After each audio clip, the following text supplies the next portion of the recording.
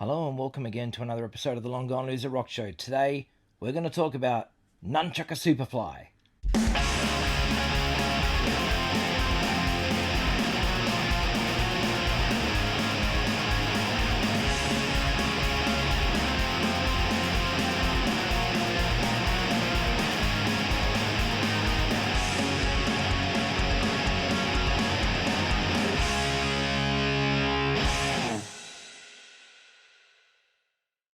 So back in '94, the Hard-Ons broke up. They were breaking up for whatever reason, and it was kind of weird time for them to be breaking up actually, because punk broke through finally, and it seemed that the music that we are all into, this three-chord punk rock, had started to gain traction with the likes of Green Day blowing up as well. It was pretty damn confusing that the Hard-Ons were calling it a day then, for whatever reason. I don't even know the reason that they broke up at the time. I think they just felt that the band had run its course. But as we all know, that didn't last very long. Well, it lasted for like 6 or 7 years. But still, they got back together and they slayed it. But in that time off, Blackie and Ray decided they wanted to keep going with music, and they formed a band called Nunchukka Superfly. Now, Nunchukka Superfly, for those who don't know, this band was like, let's just straight up say that Nunchukka Superfly are nothing like the Hard-Ons. If you go into a Nunchukka Superfly album expecting the Hard-Ons, you're not going to get it. Well, what you are going to get is a barrage of riffs, incredible prog rock, punk, metal, like just a complete mixture of like genres and styles and beats and whatever else, all mixed together to create the sound of Nunchukka Superfly. Now, when they released their first EP, I was immediately floored. I was just like, wow, this is incredible. It reminded me a bit of like a band like Shellac. You know what I mean? Like that sort of stuff. Something that Steve Albini would have been involved with, because the bass guitar is really loud. It just had this all-round feel of Steve Albini, which is not a bad thing, because as we all know, Steve Albini did a lot of great music. And there was definitely an inspiration there for Nunchukka Superfly. Now, I remember asking Blackie many years ago when they just started how he came up with the name Nunchukka Superfly. He told me that he had a dream and they were playing a gig, and at the end of the gig they said, "We are Nunchukka Superfly," and that's how the name came to be. So if you've ever been wondering, that's straight from Blackie's mouth. So there you go. It's a great name. It really, I feel, sums up their style. Like if you were to ask, what does Nunchukka Superfly sound like? Well, it sounds like Nunchukka Superfly. It's awesome. So they just recently came to Melbourne and they played these shows where they were reforming the original lineup. So what happened was is that in like 94, 95, when they got this band together, they recorded something, and then I guess the band fell apart. Like for whatever reason, they just stopped getting along and they just fell apart. And it was gone. It was over. And Blackie and Ray, being that they are lifers, just kept powering on and recorded Nunchukka Superfly stuff.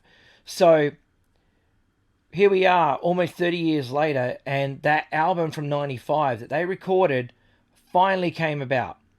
And what had happened was, I was speaking to James, the singer, about this, and he told me that, he found the tape like 15 years ago. Now, they couldn't remix it or anything because it was on a DAT tape. So what you hear is the final mix.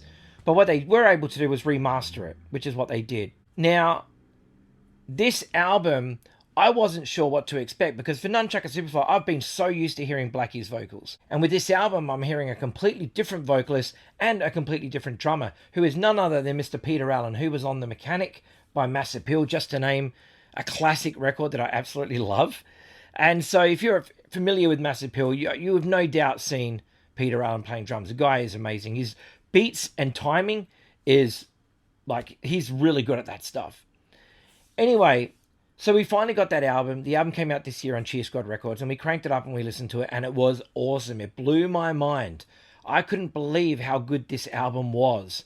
Like, I love Nunchukka Superfly, but hearing this completely different beast of an album, oh my God.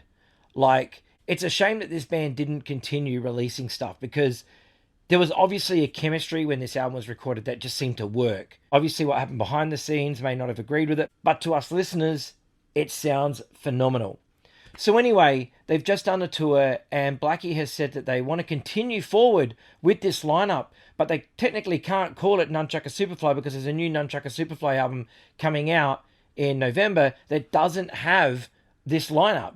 So what are they going to do? I guess maybe they'll call it something else. But what I'm going to do is I'm going to go through the Nunchukka Superfly discography. We're going to start with the CDs because that's what they released first. Now this is the debut EP. This EP rules. It is 7 tracks. It's a mini album. It's released by One Way Street, which was a short-lived label, but they did put out great stuff. And this EP just blew my mind. The first time I heard it, I just couldn't believe it. The first song is called Chow Yun Fat. From what I remember, Blackie has a huge interest in Chinese films, or Asian films, I should say, Hong Kong cinema, whatever, which is cool because I do too. And so I guess we have a lot in common because he also loves the books of Joe R. Lansdale, which I do too. And obviously we both worship the Damned and the Ramones. But anyway, this is the EP. It's got some interesting photography in here. When you listen to this EP, the first thing that hits you is how loud the bass guitar is. For good reason, because when I interviewed Blackie way back then, he told me that most of the songs are written on bass guitar and they build on top of it, which is a great way to write a song. Like, if you're doing this style of music, that just makes perfect sense. As time went on, we got more Nunchukka Superfly albums like There Are No Accidents, Just Wits. So there you go. This is a great album. And again, we have interesting photography. And yeah, there's the other side. Here's Nunchukka Superfly 3. So there you go. There's the back. Again, there you go. Sydney, which is obviously where they're based. Some photos there. It says here, I put my hands under my arms. It comes away greasy, letting the grass grow under my feet. We have this one here. If you're not careful, electricity will kill you. This is another album. This was released on Chatterbox Records. There's a sticker. Here we have the booklet with these interesting drawings inside it. For the longest time, Nunchukka have always been Ray, Blackie, and Joel. Joel, amazing drummer, by the way. Amazing drummer. He was the drummer when I first saw them. We have this one, which was released by We Empty Rooms, which is Nunchukka Superfly live at the Tote. And yeah, this is cool. Open up there. This is like a catalog for We Empty Rooms, so you can buy all their other things if you want to. We Empty Rooms is run by Jem, who is the drummer of Dead, and he books shows and does all this stuff and does a lot. So he put out a bunch of really cool limited releases, including this amazing Hard-Ons box set. It looks really cool the way he's done it, and he's really into screen printed covers and stuff. So there we go. So that's all the CDs. Then they put out these 7 inches. So this is one here, Creepy Crawly, and Today Has a Lot to Answer For, as you can see there. So I believe there's only like 200 of these. 200 from memory? Yes, and mine's number 22 of 200, which you can see down the bottom there. Then this 7-inch, I'm very stoked on. This 7-inch came in a box set, right? And this box set is $175, comes with 9 7-inches. Now, I can't afford a box set of 9 7-inches for $175 because I just don't have that kind of money at the moment. But when I went to see Nunchukka Superfly, they had the Nunchukka Superfly split from that box set for sale on its own for $15. So I grabbed it. And I love this. It's a screen printed cover, both sides. The box set says that the 7 inches are on coloured vinyl. This is not. This is only on black vinyl. But that's okay. The song is called Chimney Sweep. It has a card on the inside of this, which is very, very cool. Very, very unique. So I was very, very thankful that they had this at the merch desk.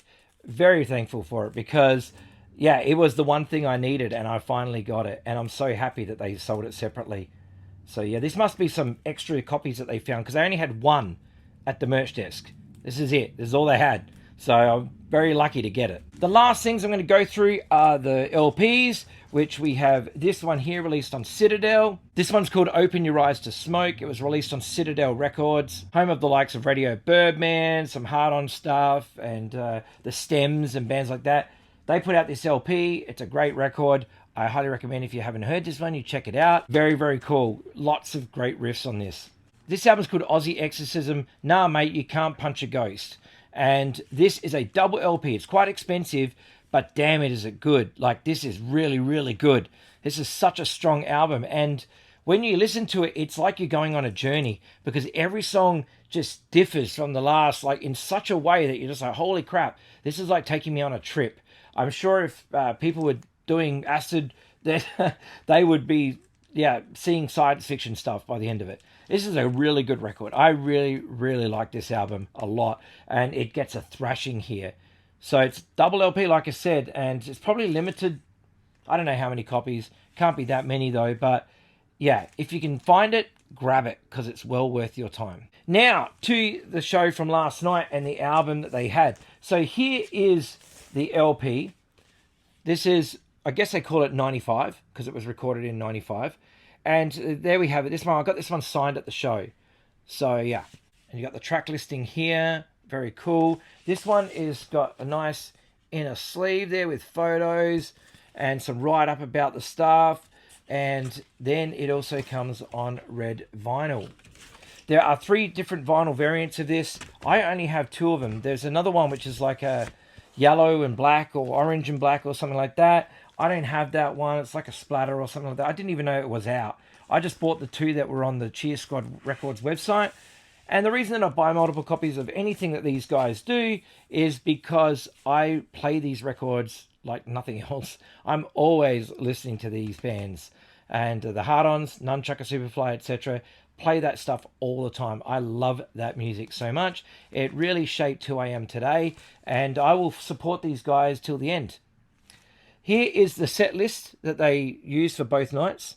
So there we go. It's basically the album, and the addition of them doing Public Image, a cover at the end, which was great, because that is such a good song anyway. And I had no idea that they had been practicing it, but they pulled it out of the bag and there it was, and we got to hear it. It was awesome. And like I said, there's a black vinyl version, which is here. So, Nunchukka Superfly. Love them. Now, what I'm going to do is I'm going to leave you with some Nunchukka Superfly live footage from that weekend of them performing this album in its entirety. Strap yourselves in, turn it up, and get ready for Nunchukka Superfly live at the Tote, and then we cross to Castlemaine for live at Oni. Take care of yourselves, look after each other, go buy some records. I'll see you in the next video. Bye-bye.